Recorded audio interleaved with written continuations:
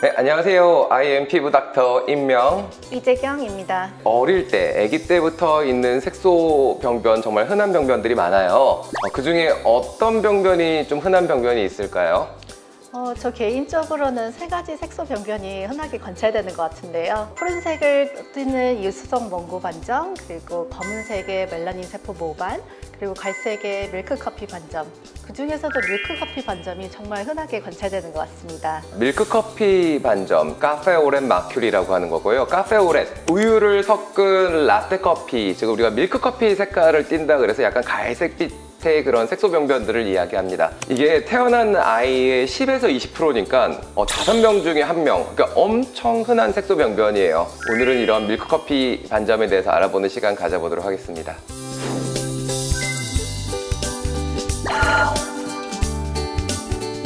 대부분 태어났을 때 발생하는데 2살 때까지도 관찰될 수 있습니다. 크기는 아이가 크면서 비례하게 커지는 걸로 보고가 되어 있는데요.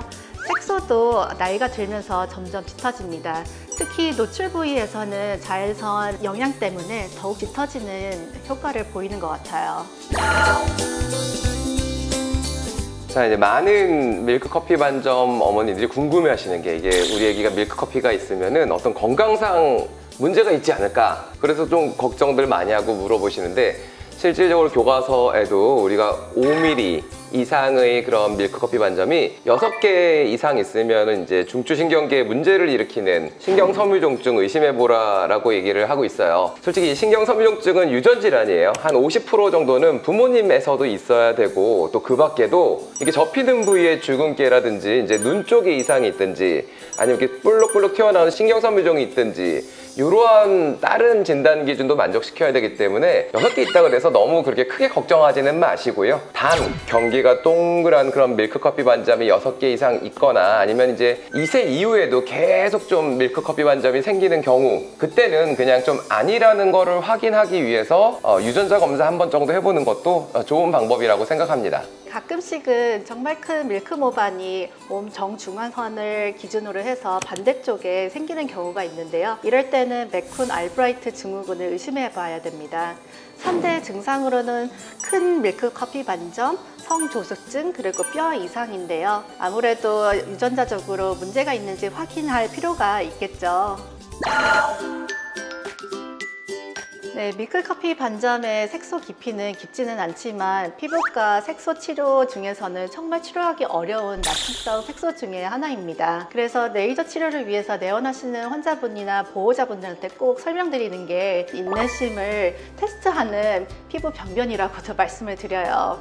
아마도 그 이유는 이 밀크 반점은 너무나도 그 자외선으로 민감하게 반응하기도 하고, 그리고 병변 주변에서도 색소 형성 인자들이 치료를 방해하고 있기 때문입니다. 정말 치료가 어려워요. 그래서 이제 제가 사용하는 레이저만 해도 8가지나 넘는데, 레이저 후에 나타나는 피부 반응으로 좀 분류를 해보면은 저자극, 중간자극, 고자극, 이렇게 3가지 카테고리로 좀 나눌 수가 있을 것 같아요. 제가 한 10년 전 정도에 이렇게 저자극 레이저를 이용해서 밀크커피를 효과적으로 치료했다라는 그런 문헌 보고를 한 적이 있는데요. 이 저자극만이라고 다 좋은 건 아니고요. 그 병변에 따라서 치료하다가 그 나타나는 반응 양상에 따라서 여러 가지 레이저를 적절히 조합하는 게 제일 효과적인 치료 방법이다라고 생각을 합니다. 그리고 밀크커피 반점은 100% 완치되는 경우가 매우 드뭅니다. 그리고 치료가 되더라도 재발률이 워낙 높기 때문에 철저한 자외선 차단 관리가 너무나도 중요하고요. 재발률이 워낙 높기 때문에 유지치료라고 해서 간헐적으로 병원에 오셔서 레이저 치료를 진행하기도 합니다. 이러한 밀크커피 반점의 치료 경과 예후는 정말 사람들마다 다 다양한 것 같아요. 어떤 보고에 의하면 남자가 여자들보다 치료가 잘 안 된다, 팔다리가 얼굴보다 잘 안 된다, 이런 보고도 있는데, 재경 원장님 보실 때는 또 어떤 경우가 잘 되고 어떤 경우가 좀 안 되는 것 같으세요? 물론 원장님들마다 다른 의견들이 있으시겠지만 제 생각으로는 일단은 색소의 강도가 되게 중요한 것 같습니다. 색소가 너무 옅으면 레이저 타겟이 적기 때문에 치료가 정말 어려워져요. 그리고 그 외에도 크기, 크기가 너무 크면은 쓸 수 있는 레이저가 줄어들기 때문에 또 치료가 어려워지겠죠. 그 다음으로는 나이가 들수록 이제 피부가 두꺼워지기 때문에 레이저 침투력도 떨어져서 효과도 떨어지게 되고요. 그리고 아무래도 자외선 노출이 더 잦아지니까 색소가 더욱더 잘 재발하는 것 같습니다. 개인적으로 제가 생각할 때 가장 중요한 인자 중에 하나는 이 병변의 모양, 특히 경계 모양인 것 같아요. 지금 보여드리는 이 논문 속 환자분들 중에서 어떤 분이 더 치료가 어려울까요? 자, 첫 번째 분처럼 이렇게 경계가 이렇게 부드러운 병변들은 아무리 크기가 작고 또 아무리 나이가 어리다고 하더라도 잘 치료가 안 되는 것 같고요. 그 다음 환자분처럼 이렇게 병변이 좀 크더라도 경계가 울퉁불퉁 지그재그 톱니 모양처럼 이렇게 들쑥날쑥하신 분들은 좀 크기가 크고 좀 어른이라도 확실하게 치료가 비교적 잘 되는 것 같습니다.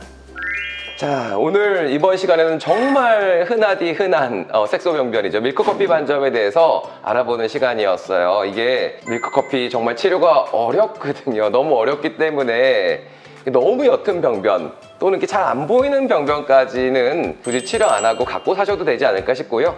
만약에 이제 치료를 한다면은 조금이라도 어렸을 때 치료를 시작하는 게 굉장히 좋은 선택이다라고 생각합니다. 이상 IM 피부닥터였습니다.